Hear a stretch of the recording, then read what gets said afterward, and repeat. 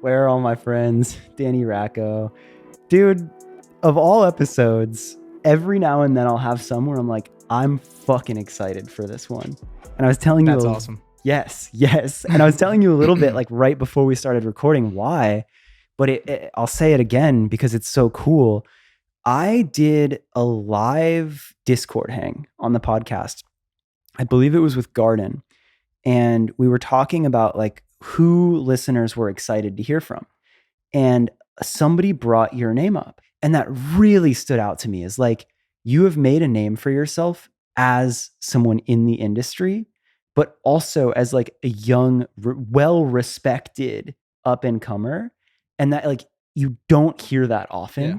And we had this really cool way where we met a while ago in this full circle moment, but I'm really stoked that you're down to do this episode. Yeah. And I'm really excited to talk about how you built your name and how you got to where you're at now. Thank you, dude. I mean, thank you for having me. I was watching some of the clips that you posted from this podcast, and the energy of it is great. And the advice people are giving is awesome. So I'm excited to get into it, man. Fuck yeah. And that's like, I mean, really that is the point. And I think that's why I am so excited to have you is I always wanted a tool. Like when I was like obsessed with growing in the music industry and when I was young, I found there to be very little resource of people who were down to share information and share their stories, especially behind the scenes. Yeah. You could hear artist interviews, but the people that were blowing artists up and the people that were involved, it was kind of hard to get in touch with, right? And if you didn't have direct access, super hard. So I wanted to start the podcast so I could share stories like this and inspire people. So I think you kind of have that common, like wanting to give that back and want to inspire people to go do the thing. 100%. So like, I mean, thinking about when I was, in high school, looking for ways to learn about the music business. Yeah. I was coming at it more so from an artist perspective because I wanted to be an artist at first. Okay, like, so that's how I got my start. That was your intention in the beginning. You were going to do the artist thing. Yeah, 100%. Okay. I wanted to be a rapper. I wanted to be Mac Miller. Mac Miller is like my favorite artist in high school. So yeah, I wanted to be Mac and I was making songs. And the way that I would get information about the music business was through artists and interviews. I'd watch interviews endlessly. Yes. Or like live streams, because Instagram Live and, that wasn't a thing then, but there were these other live streams. I don't know what the platforms were, where I'd watch people like Logic talk to his fans and, talk about what they're experiencing and watch all their interviews. And that was how I was getting all my information then. And, eventually I went to school for the music business, and that was a big way that I learned a lot of the stuff. No shit. So you actually like went to college or school specifically to learn about the industry? Yeah. Well, so I guess I'll start from the beginning. Yeah, take me back. You're a natural. Yeah. Like this is exactly how I like to jump in. Sweet. So thank you. Yeah. So I started out as an artist in high school. I was a sophomore in high school, trying to figure out any possible way to make songs and put them on the internet. And this is before Spotify and before DistroKid and TuneCore. So it wasn't easy to upload music and have it be, consumed. Yeah. It was a little bit harder. It was like, YouTube, SoundCloud. Right. What was like the most poppin' social media around that time? Vine.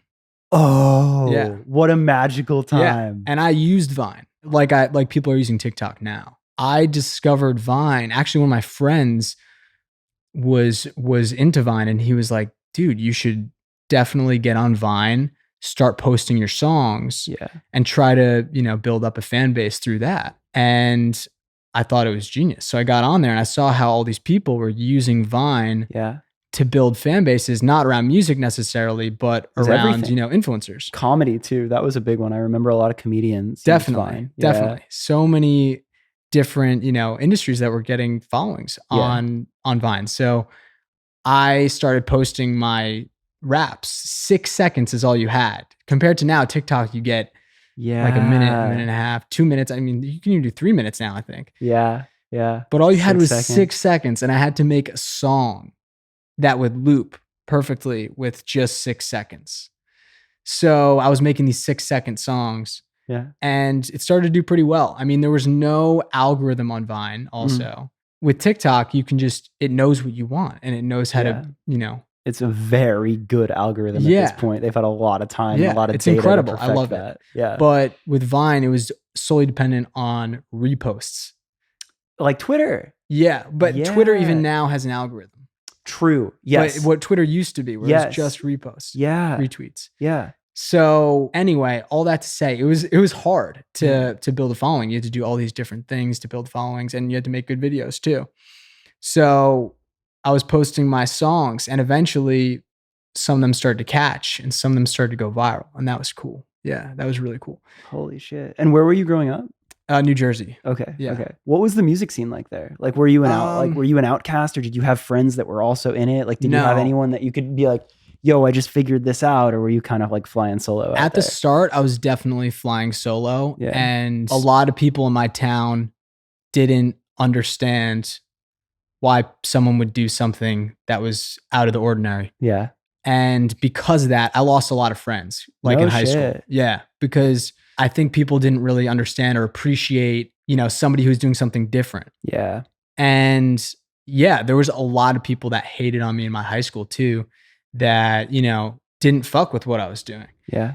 And I just really always had a tunnel vision for my goals, and I would use it. And I literally, when I was doing the Vines and when I was becoming Vine famous, because I eventually, built up my following to around 130,000 followers on Vine. Wow. And holy fuck. That was a lot. That was a lot for Vine, as I'm saying. TikTok, like the 130,000 followers is a little bit easier to get. But exactly. Vine, it was hard. There's less of a user base. 130,000 on there with a I mean, I don't know the numbers, but it never caught like TikTok did. Yeah. So that's a lot of fucking It was a lot of work that I had to do to get to that point. Yeah. And yeah, while I was building that, a lot of people in high school were not fucking with that. And that was fine, because I would just hear all that and I would go back to my house, lock myself in my basement, and make, 10 more that night. And just I would just head down, keep building what I was building. Yeah, it was fuel. And I knew it was a stepping stone to whatever I was going to do next. Yeah. Yeah. That's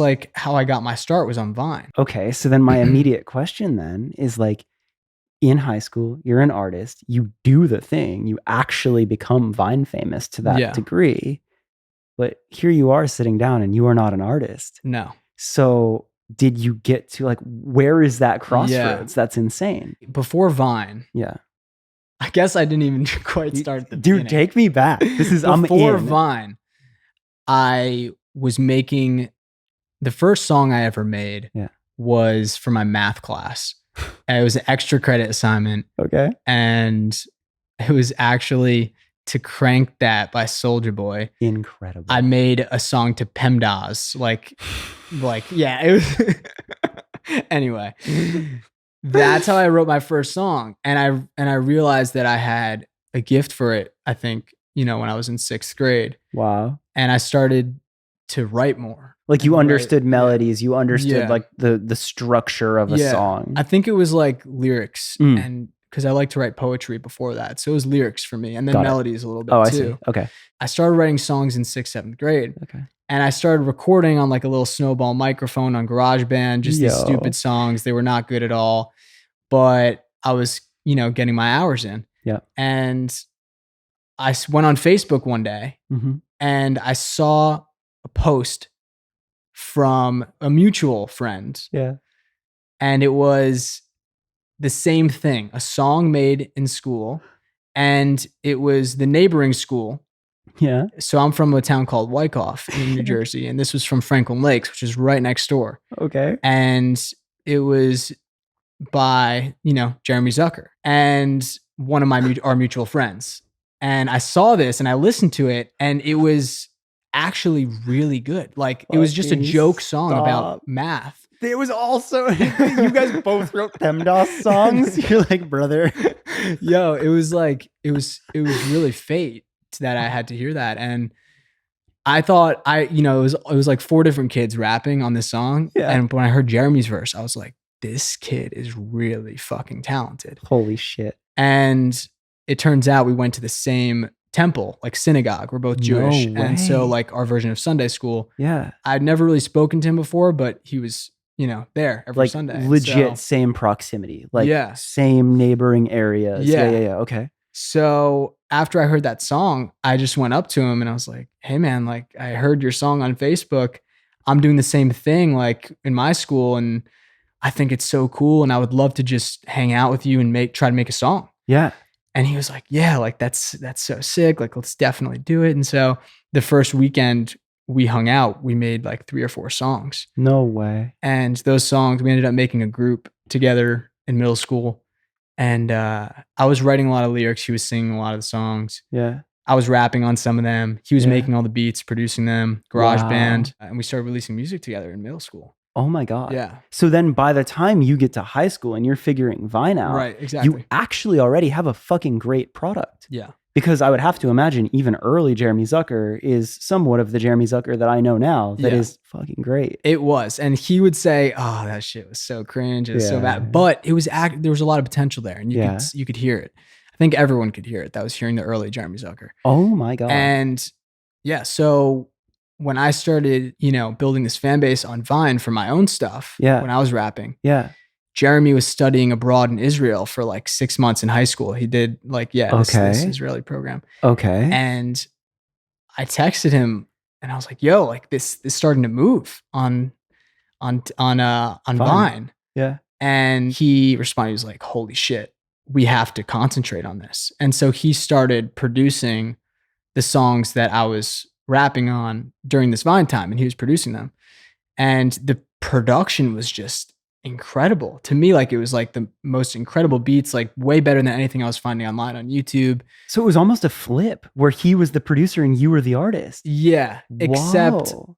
the choruses that I couldn't sing, he would sing. Like he would start jumping on and he would add his flavor and he would sometimes feature on verses. Like So he was you getting were- involved. Yeah, too. like you were like a full-on like duo or group in a sense of like very collaborative. Yeah, we were collaborating yeah. all the time. That started to, build up. That whole time I was thinking in my head, and this is where I think the transformation started for me from artist to business, was during this time I was working with Jeremy. Yeah.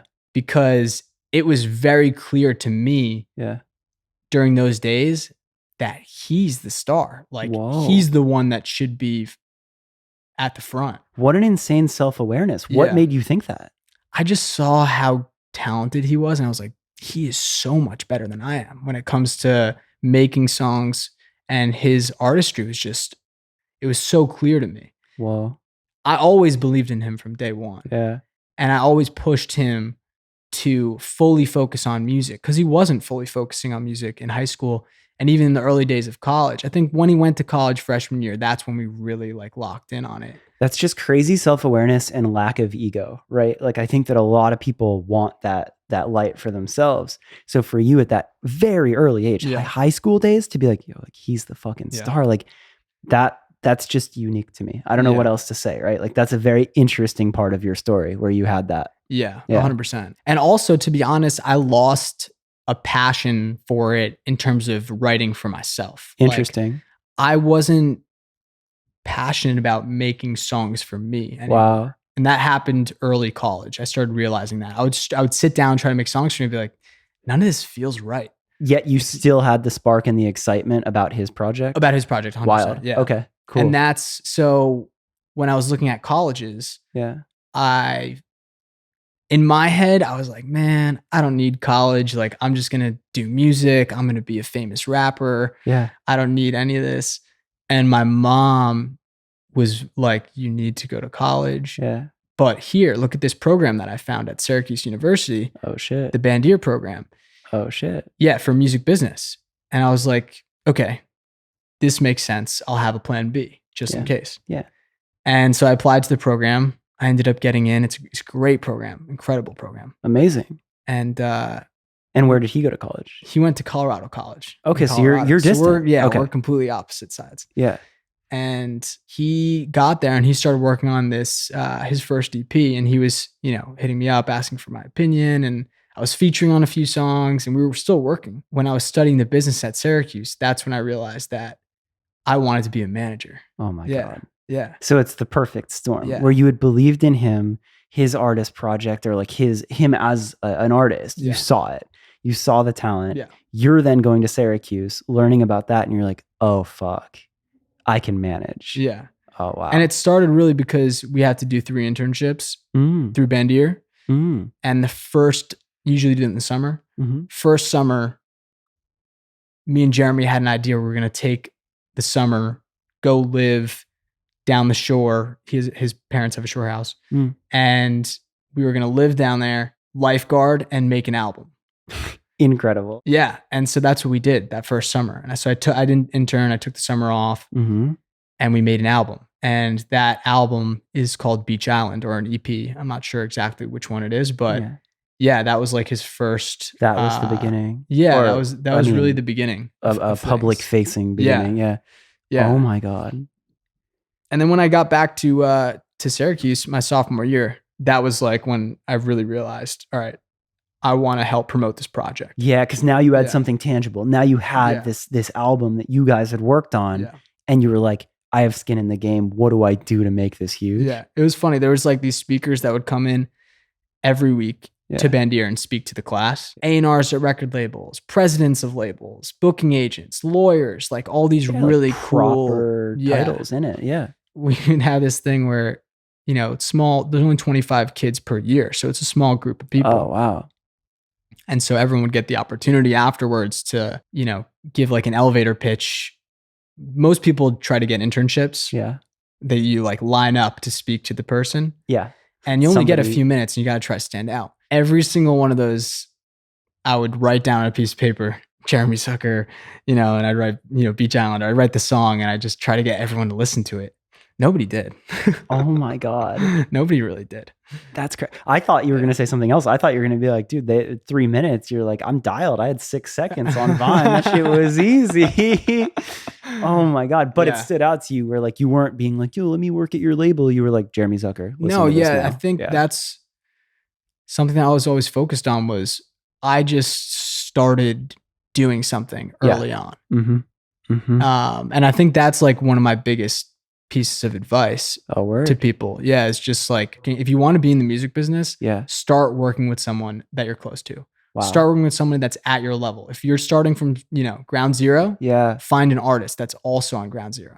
Interesting. I forget who it was on this podcast, but they said something similar where they were like, don't chase like the big fish. Like, don't go and look at like, oh, this person's killing it. Like, literally grow parallel, like grow with people that are at your level. And then you rise together. Yeah. And that really, like, I still think about that. Yeah.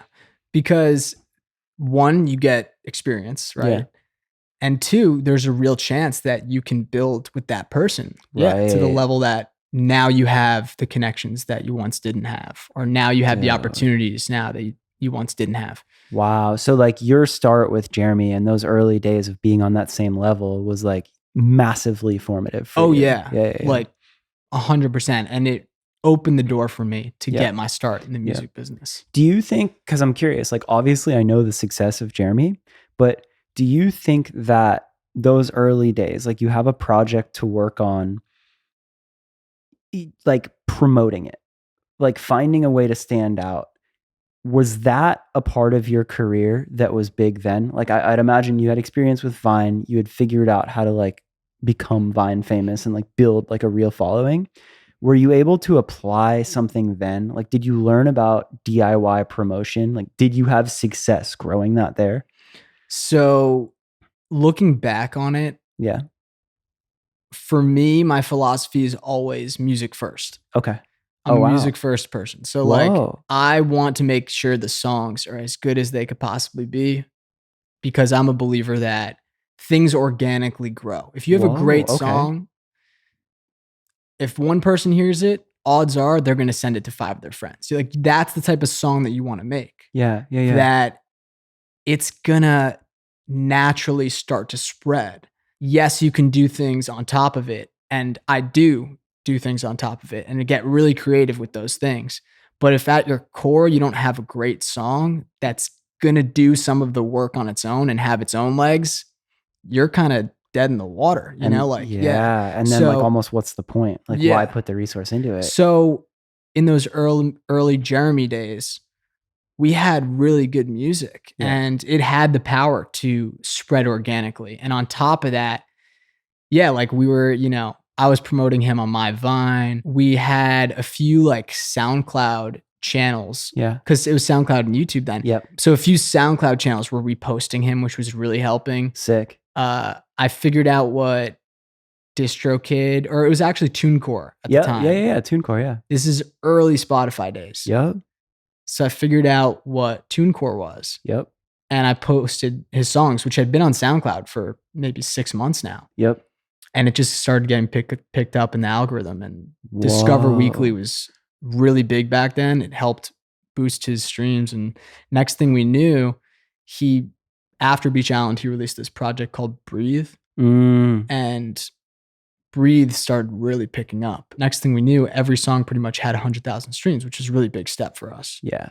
And I was also like featured on that project. One of the songs about it, I'm featured on as a rapper. This is when I'm managing him too. That one got like, I think our first playlist, which was the first Fresh Finds Spotify ever had. Oh my God. Yeah. OG Fresh Finds. Oh, wow. I miss those days. Yeah. Okay. Wow. Yeah. So that helped a lot. Yeah. For sure. That's interesting. I'm just trying to like dissect that moment because like what a crazy magical time. Yeah. But it sounds like it really was a combination of you guys giving a shit and like doing everything you could to promote it. But also I love that you said that, like music first. Yeah.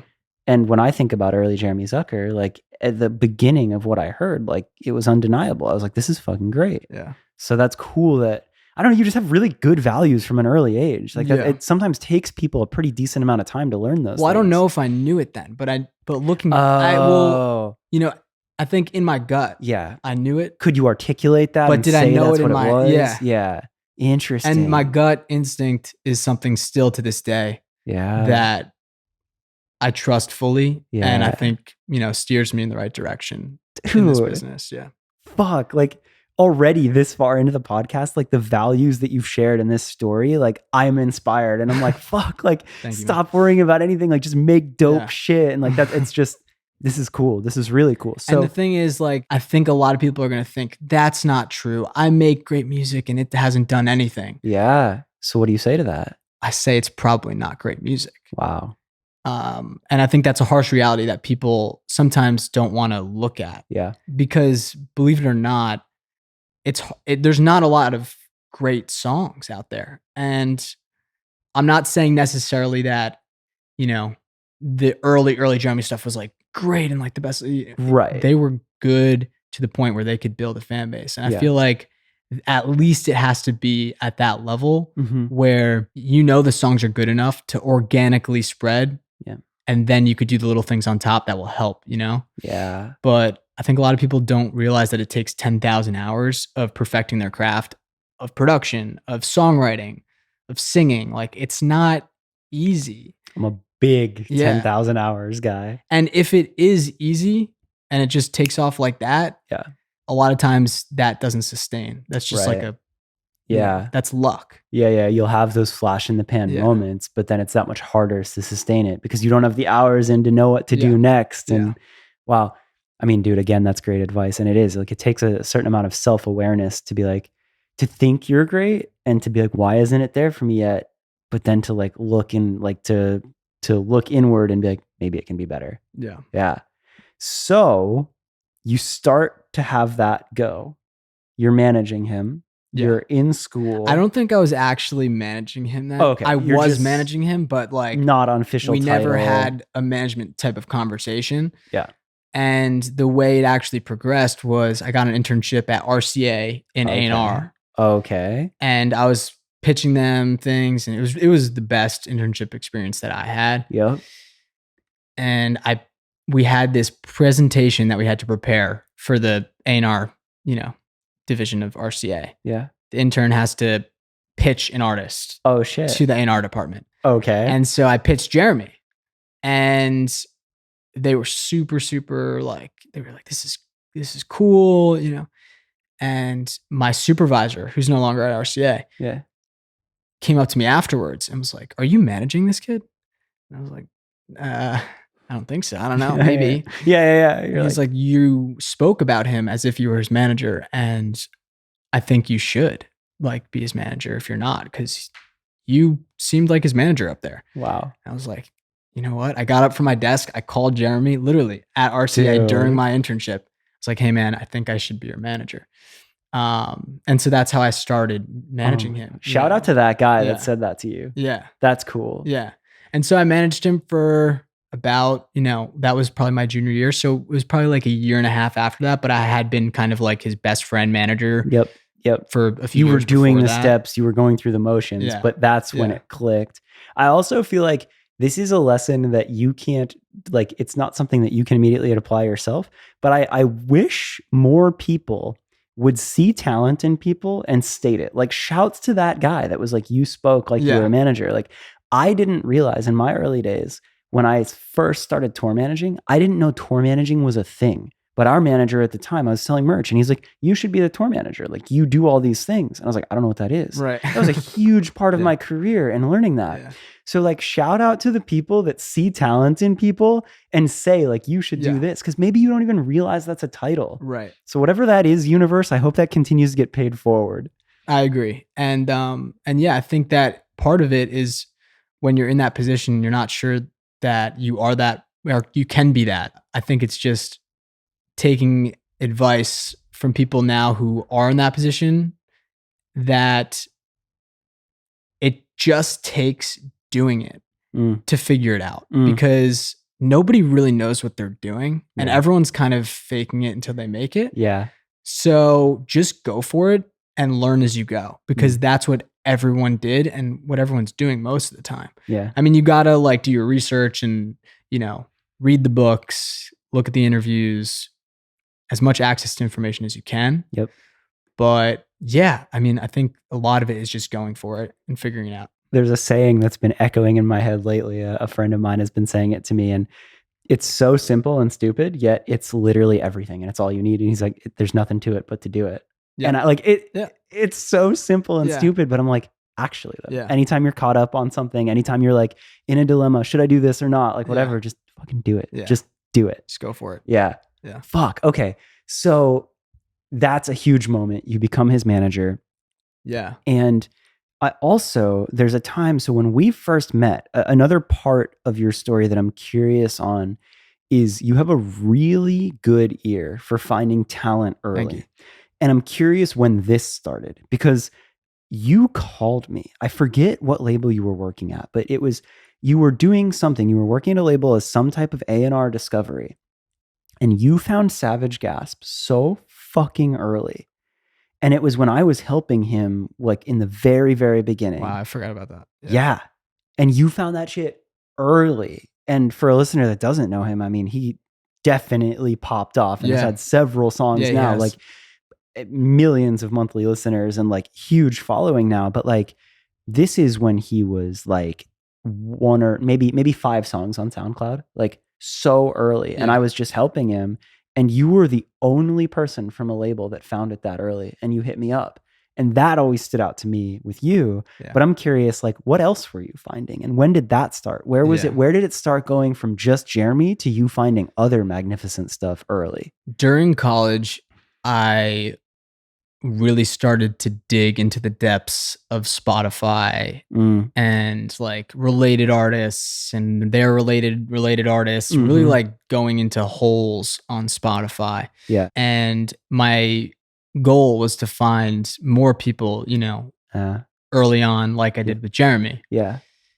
And I was also trying to get a job as an A&R out of school. Okay. So that's why I was doing it. Well, part of the reason why I was doing it.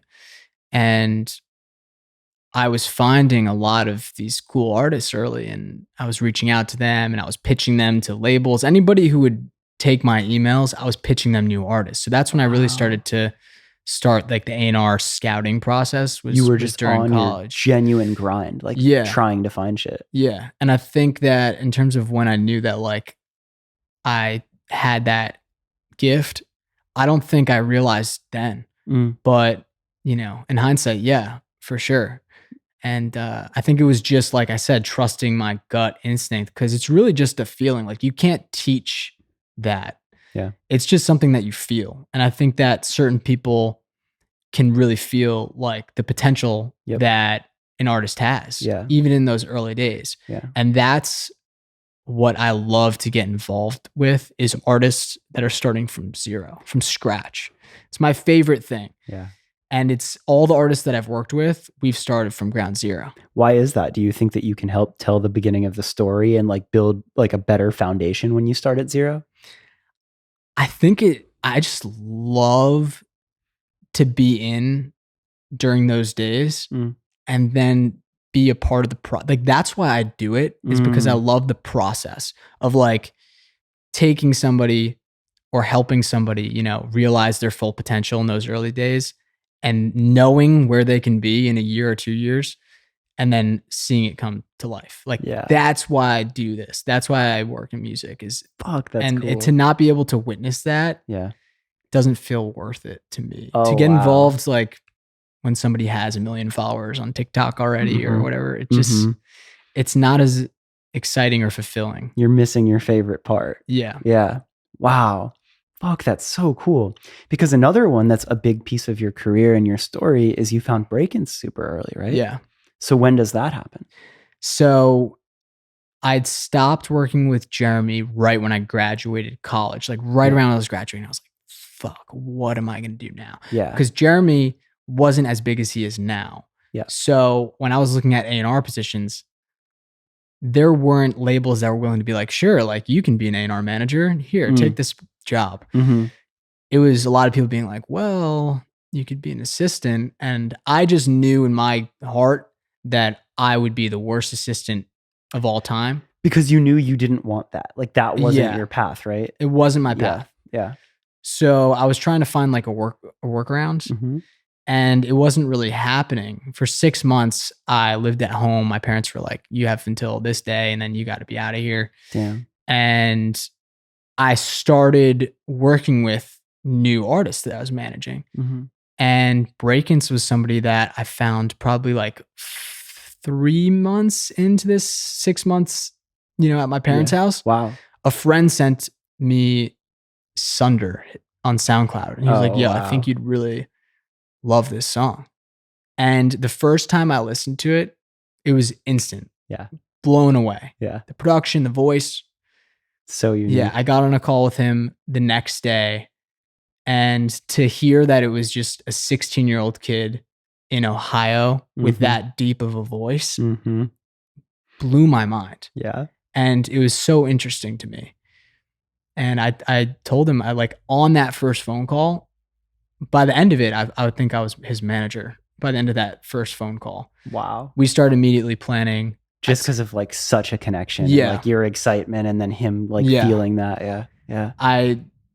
I told him to delete every picture of himself online on that first phone call.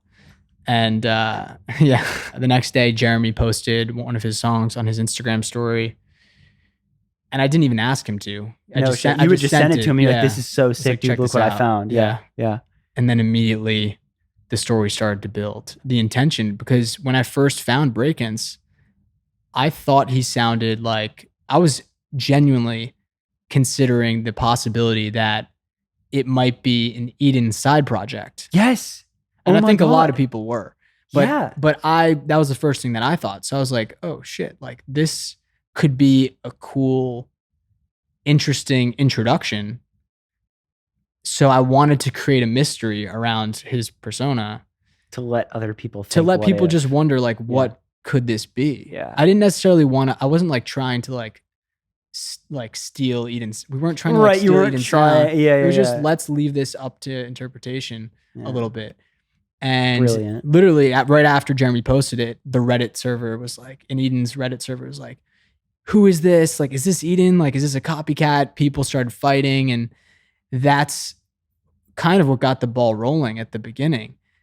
And it became very clear from Brakence that, you know, let's move away from this Eden thing. And we did with Punk 2.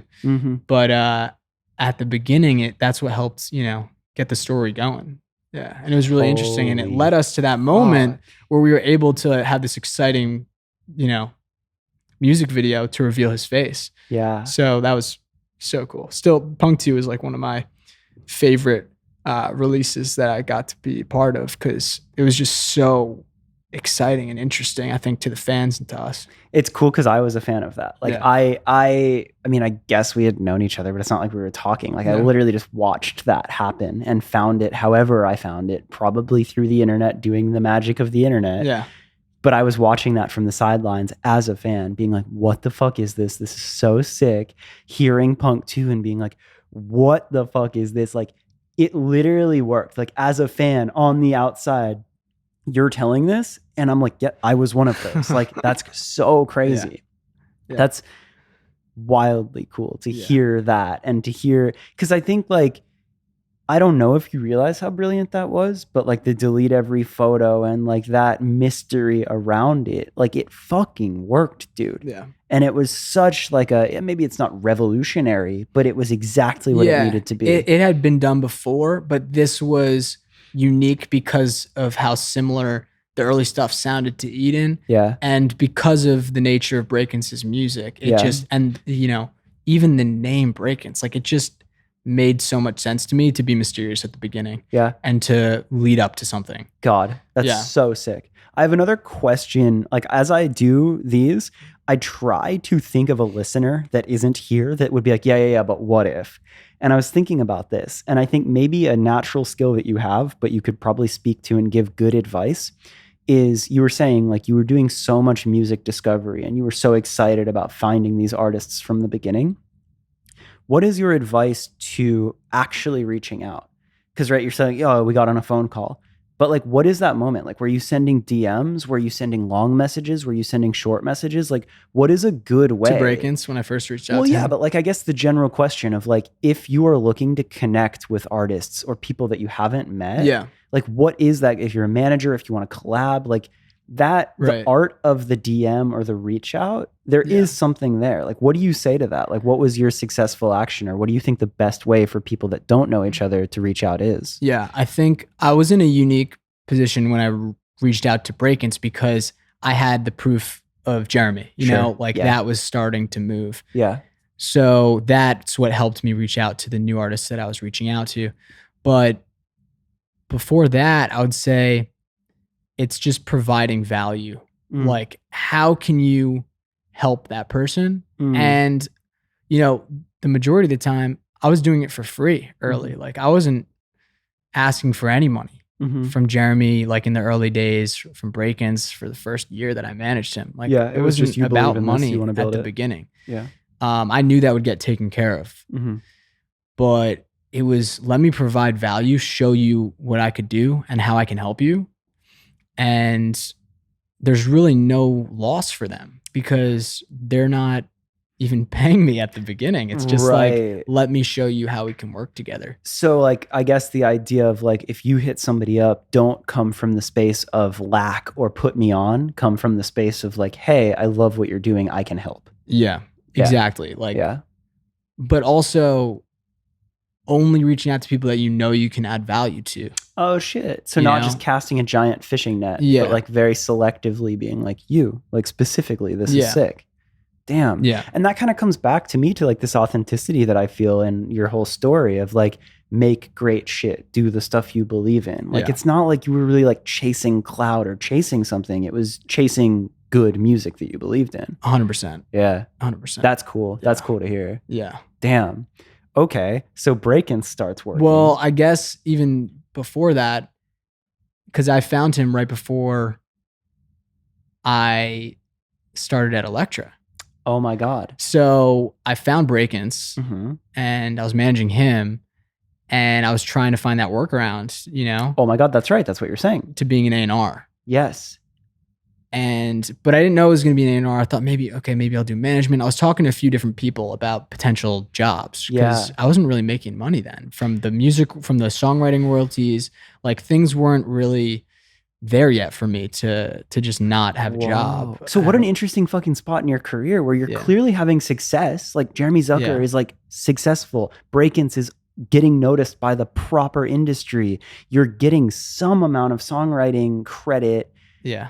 You're getting internships at real places. You can see that you have this talent and this gift, but it's not actually paying off in any way. It was definitely an in-between period for me. And I knew, I knew that my time was coming, but yeah, it was just about, taking the right next steps. And like, I knew that like songwriting royalties would be coming eventually, but they weren't coming anytime soon. It takes a while to collect songwriting royalties, especially when you first sign up. Right. So I was looking for a job and I wasn't sure what I was going to do. And I wanted to move to LA. I was still living in New Jersey, my parents' home at this time. Wow. So I bought a one-way ticket to move to LA. And Jeremy was coming out to LA for something. And he was like, yeah, you can crash on my hotel couch for a little bit if you need to. Yeah. I was like, all right, cool. So I'm a week away from this one-way flight to move to LA. And I got a meeting through the Bandier program. Basically, the Bandier program's advisor sent out a mass email to everyone. Was like, hey, Elektra is looking for a junior A&R. I didn't even know what that was. Like, what's a junior A&R? I had no idea. But it sounded not like an assistant. So I was interested. I sent my resume and I'm sure a bunch of other people did. But he, the president of Elektra at the time, reached out and said, I want to interview this kid, Danny. And I was like, all right, this is sweet. And so I got on the phone. Then a week later, 1 week before my flight, we met in person at the Warner office. In New York. Yeah. And we really hit it off. And he offered me the job like the next day. And it was, this junior A&R position where I had the freedom to look for artists and to sign artists to Elektra. Yeah. And I learned so much while I was at Elektra, like especially from Greg Nadell, who was president. And he was really super involved in the A&R process and taught me so much when it comes to artist discovery and like kind of meeting artists and being able to kind of even train my muscle of A&R and like what I'm looking for and how to feel it. Yeah. It's kind of hard to describe, but he helped me really train that muscle, I think. It's crazy. I need to do a podcast with him because the amount of times he has come up in stories on this show, like genuine good people. Like he's like one of those outliers. Like that's a name that you just hear over and over and over again, and that's so cool. And also, we were similar, yes, in the sense that we were both marketing minded and A&R minded. And wow, that's what I think really connected us. So yeah, what were you going to say? Well, I was going to say, so I think it's important because I couldn't actually properly tell you, what did you learn was the difference between A&R assistant and junior A&R? Because that's another valuable thing to share. So an A&R assistant, essentially you're an assistant to somebody else who's, has their own, day of tasks, and you're assisting them in those tasks, scheduling calendars, booking flights, hotels. And they have their own roster of artists they take reservations. They have their own roster of artists. And you're helping them with their day-to-day tasks as an assistant does. And a junior A&R, at least, in this specific role at Elektra, was you show up, it's your day, look for artists, come to the meetings for A&R meetings, and pitch us what you want to sign. Crazy. And then we'll talk with you and approve whether we want to sign it or not. Crazy. So I was just coming to them with artists that I wanted to sign and like going to the meetings and stuff. Probably full A&R privilege, but with probably less pay than the established ones, and like more of like I gotta prove it type. Yeah, and it was solid pay for like the first job. Like amazing. It was the ideal situation. I had freedom, and you could still manage Jeremy and Brakence. Yeah, so I came in. I wasn't managing Jeremy anymore. Oh, right. Yeah, you guys Jeremy, right before I graduated, but I came in with Brakence, and that's what actually ended up, driving me to leave Elektra. Was when the Brakence stuff really started picking up, and I realized that I loved managing and I loved A&R too. Yeah. But I just knew that if I was giving my everything to Brakence, and I was doing the job the way I wanted to, it was going to build to the point where I was going to kind of have to make a decision, like, where am I putting my time? And I didn't feel comfortable talking to new artists and looking for new artists to sign. Did the mic pick that up? Probably. I don't know. If the mic picked it up. I have a haunted Xbox that just turns on and it's connected to that speaker. That was cool. Yeah, that was sick. So yes, you wanted to give it proper time. Yeah. So I knew that if I was doing my job the way that I wanted to do my job, I was going to have to kind of decide between them. And I didn't feel comfortable reaching out to new artists and working with new artists. Yeah. If the potential of me leaving was on the horizon, like if I was going to leave in 6 months. Right. You didn't want to leave him behind. You didn't want to like commit to something and get married to this artist and be like, all right, I'm out. Good luck. Yeah. Wow. So I decided to leave, and yeah, I was just managing Brakence. Wow. Like full time when I left. I think that's also a valuable part of your career, I'd have to imagine, because again, it sounds like like this is why I wanted to talk to you, is you can think you want to work in the music industry and there's so many different positions, and to find your place and to with confidence know that it's like, I want to be a manager, not an A&R.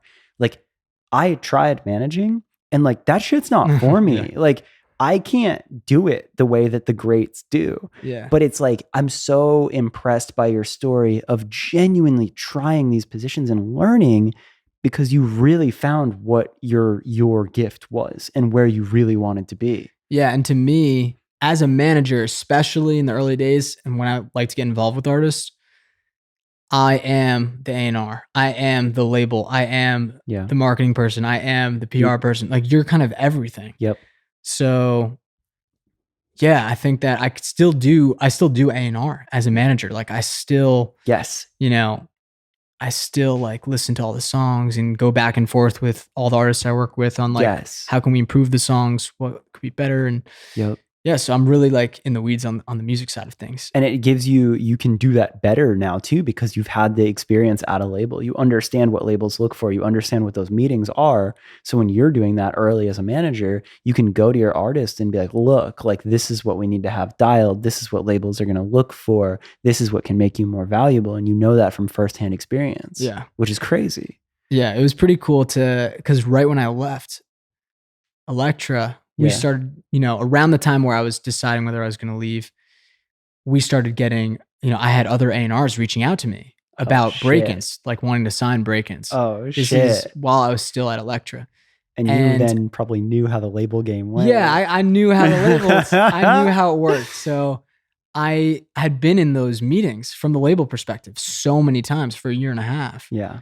So it was cool to see the other side of it, to now be like, okay, now I am the person in the room that I was just talking to. Yes. And you probably knew the right things to say, and you knew the right things to look for that made a good deal, and the right label that would have you as like the best fit. Yeah, definitely. Yeah. Wow.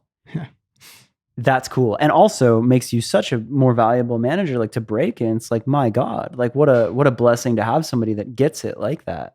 Yeah. That's cool.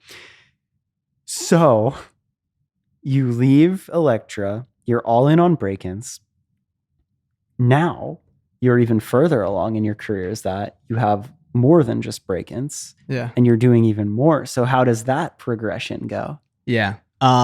So probably the day after I quit, I found another artist who I don't work with anymore either. Okay. But his name's Steven Sanchez. Okay. And immediately signed him. I thought he's so talented. I'd met with him. I saw him on TikTok and I was blown away. And we kind of immediately jumped into, another record deal with Republic Records. Wow. And, that built up very quickly. And that was probably 2 years ago. And now Steven Sanchez is having a moment where I think his song, I Found You, is in the top 50 global on Spotify. Oh my God. So we worked together for about 6 months. It didn't work out between us. Yeah. But, he's another moment of like you finding early talent. Yeah, for sure. And that was right before that, actually. Right when I left and was working with Brakence, I got, in contact and started, catching up with one of my close music industry friends who works at Republic. Mm-hmm.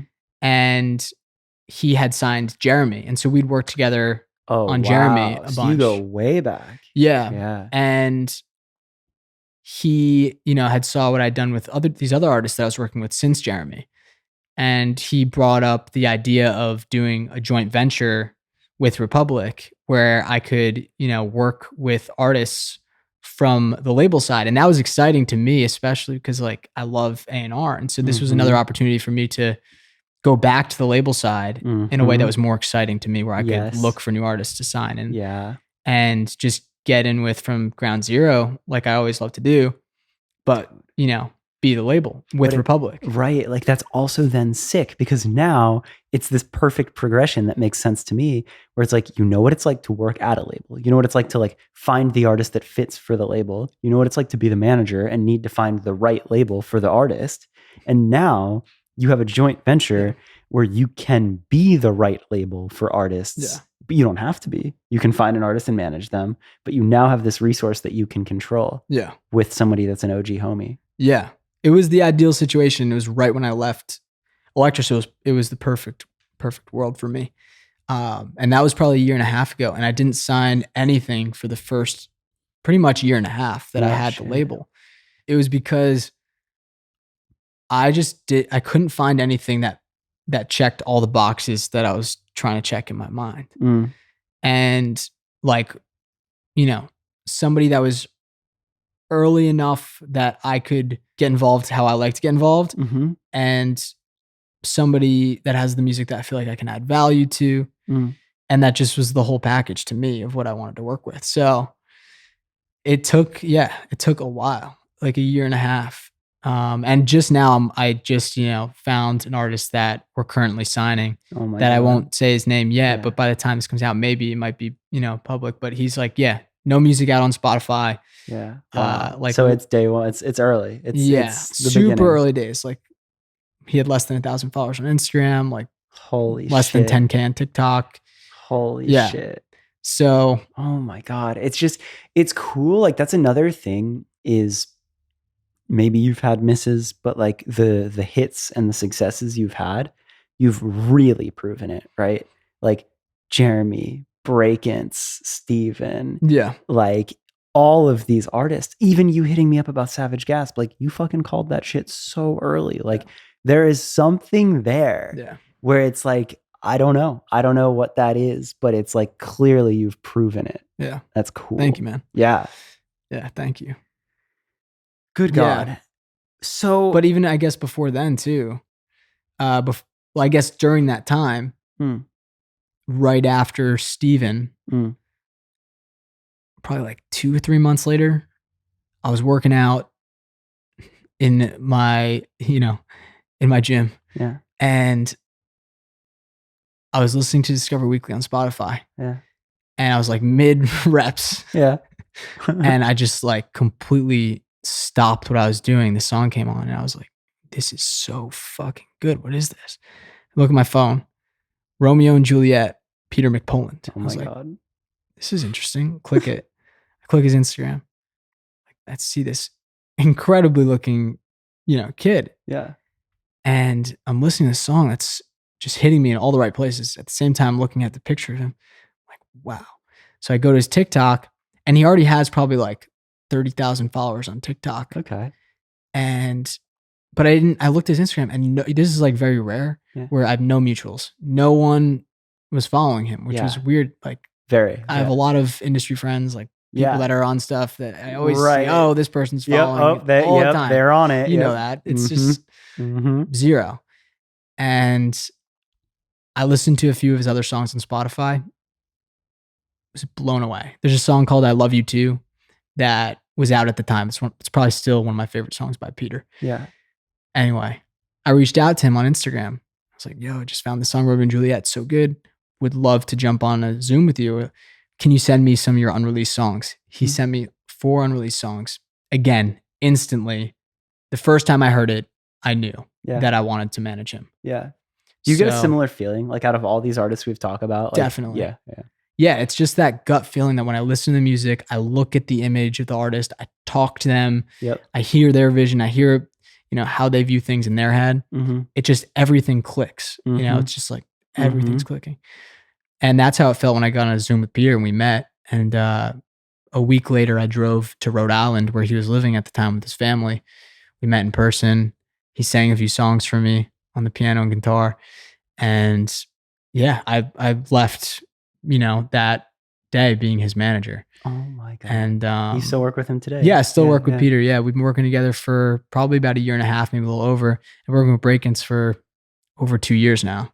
And so God, dude, like the track record that you have proven, like all of these artists in the trajectory, like have you had like misses? Are there artists I don't know of? Like, you know, obviously don't need to say names, but like are there artists that I don't see in this path where you've been wrong? Like straight up, like I'm like, are you literally just this good at it? I guess it just like depends what you consider wrong. Okay. You know, like if every artist that I've worked with for long periods of time, like they have the stream, you know, like even the artists that like, you know, maybe didn't pan out to like where Peter level or Brakence level, like, yeah, like they have probably like 50 million streams on Spotify or there's been a number of artists that has success, but yeah, there was one artist that I stopped working with after a few months that was kind of a miss, but like they kind of came to me and were like, look, I can't work on music right now. I'm just not in the headspace. And I was like, totally cool. Yeah. So in terms of misses, like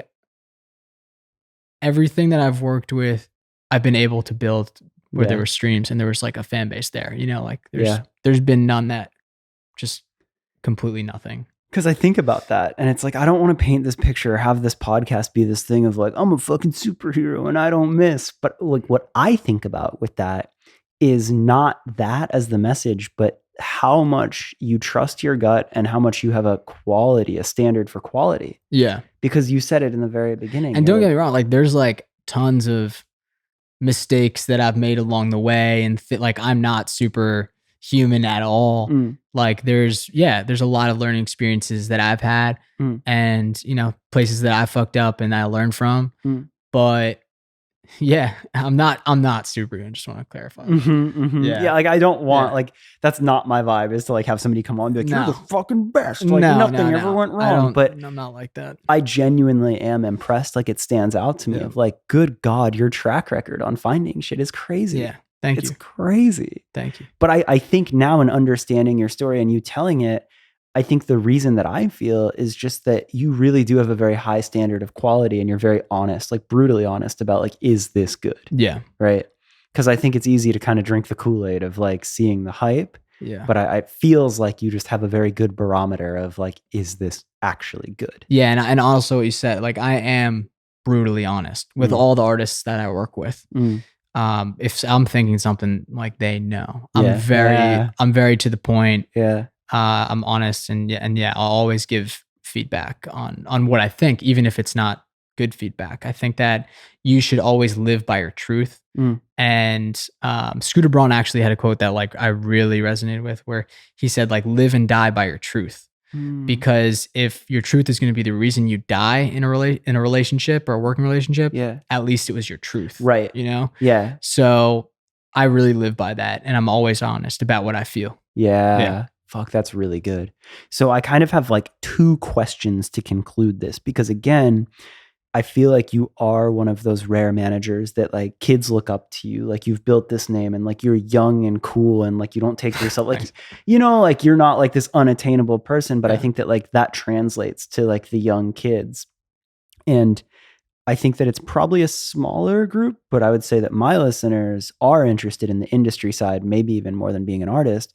So for somebody listening to this that is familiar with you and like has followed your career and seen it, is there a piece of advice that you could give to that person, maybe a young version of yourself or somebody who it is like the valuable bits that you've learned along the way that could help somebody get to where you're at now? Yeah, I think that something that I didn't know super early on is the law of attraction. And that's something that I really live by. And I think that has really helped manifest a lot of the things that I've achieved and the things that I've done. Whoa. Yeah. So there's this book that I learned from Big Sean and Mike Posner. Okay. I'm a big fan of, I follow a lot of what Mike does. I relate to him a lot of ways. Like, dude, get me fucking started on him. Yeah. Huge respect and inspiration. Same. And he talked about this book that Big Sean showed him called Ask and It Is Given. It's all about the law of attraction and manifesting, you know, what you want into your life. Yes. And I read that book early in my career, and just started practicing a lot of things. It was talking about the power of,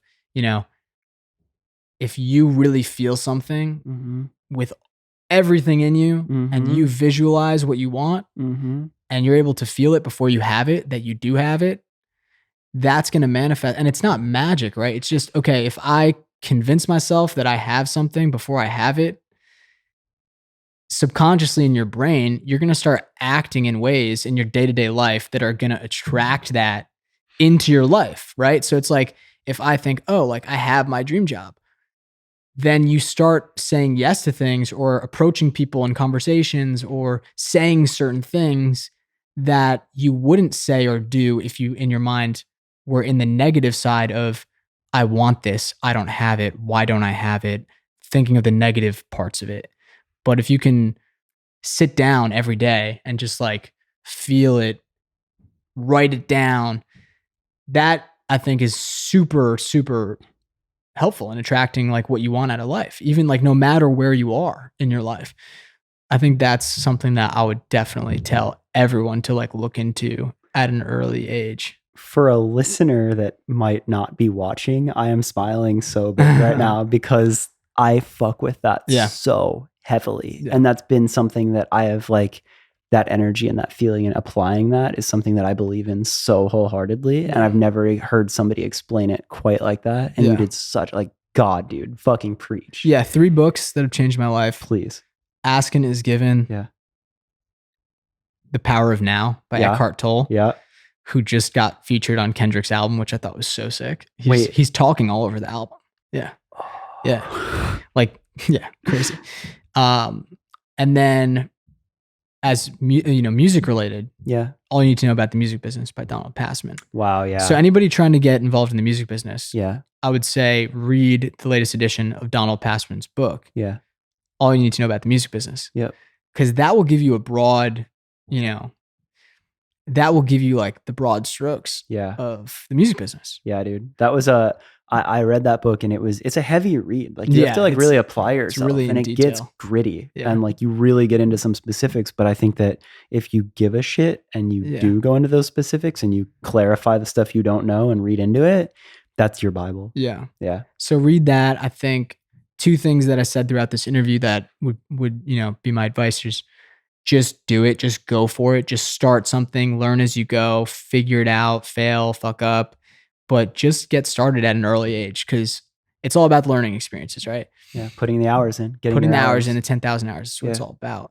And the second thing is try to get in touch with your gut instinct because that's going to steer you in the right direction. If you have a strong gut instinct, that's what's going to be consistently steering your ship throughout your career. Like that's all you have, right? Yeah. So at an early age, try to get in touch with that. That like... You fucking killed it with that advice there. And like, my God, like you just like that, take those things and apply that in a career and you're fucking good. That's sick. And then I have another question on the other side for someone who is an artist who sees what you're doing and wants to get involved. And it's like, damn, if only I had a manager like Danny or Danny to sign me to his label. What do you think an artist could do to properly get onto your radar? What are some best practices as an artist to yourself or anyone actually in the industry? Like, what do you think as far as getting noticed right now in 2022? Like what's the best practice? First and foremost, put your 10,000 hours in and make great music or make music that's good enough to build a fan base. Yeah. And I think that like I said, not enough people are putting the attention into that. They want a quick fix. They want that like immediate reaction, immediate fan base. Yeah. I think it takes some time still. Mm-hmm. Even with like the power of TikTok, it's still going to take some time.